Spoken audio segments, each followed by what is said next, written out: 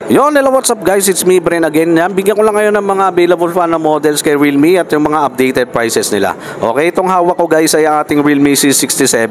Si Realme C67 guys ay mayroong 108 megapixel 3x in sensor zoom camera na kung saan kahit na mag-zoom tayo at least 3 times guys ay makakapag-produce pa rin o makapagbigay pa rin ito ng detailed images. Yan, kitang-kita nyo naman guys, napakaganda talaga ng camera ng ating Realme C67. Ang kagandahan pa ng ating Realme C67 guys ay meron itong Qualcomm Snapdragon 685 na chipset. So pagdating sa gaming, magbibigay ito talaga ng magandang performance. Okay? Tapos si Realme C67 din ay merong 7.59mm ultra slim design. Yan, napaka-komportable ng paghawak natin dito sa ating smartphone. Kahit na tayo ay nanonood ng movies or even naglalaro pa ng mga favorite mobile games natin. Naka-dual speaker na rin pala itong ating Realme C67 guys. Meron itong dalawang variant guys. Ito ang ating 16GB RAM plus 128GB of internal storage na nagkakalaga lang ng 8,999 pesos. Meron din itong 16GB of RAM at 256GB of internal storage na nagkakalaga lang ng 10,999 pesos. Okay, next naman natin guys is yung ating Realme C55.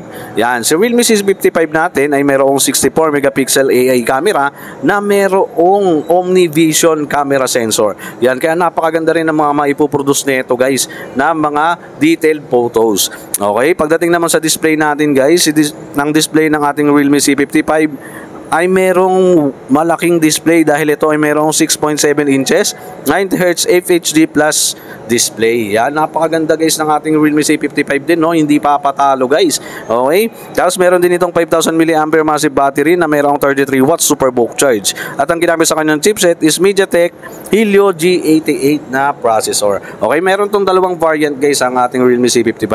Yung ating 12GB of RAM plus 128GB of internal storage ay nakakalaga lamang ng 8,999 pesos. Meron din tayong 16GB RAM of plus 256GB of internal storage na nakakalaga lang ng 10,999 pesos.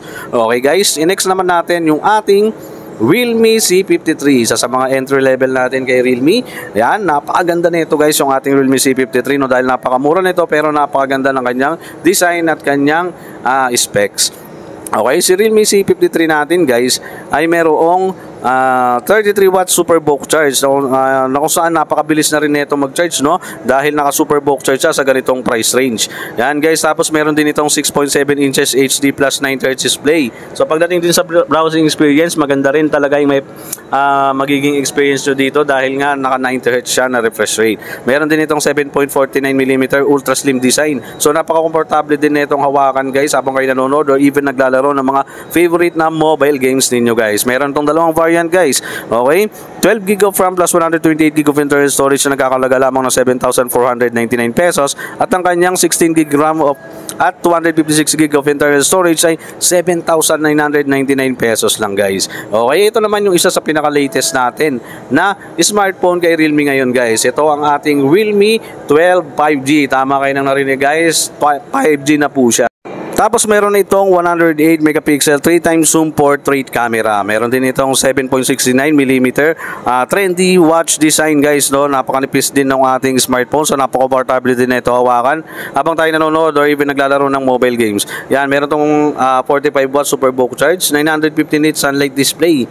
So napakaganda pa rin ang brightness ito even nasa ilalim kayo ng araw guys. Okay, 5G na to guys sa mga gusto mag-avail na ito.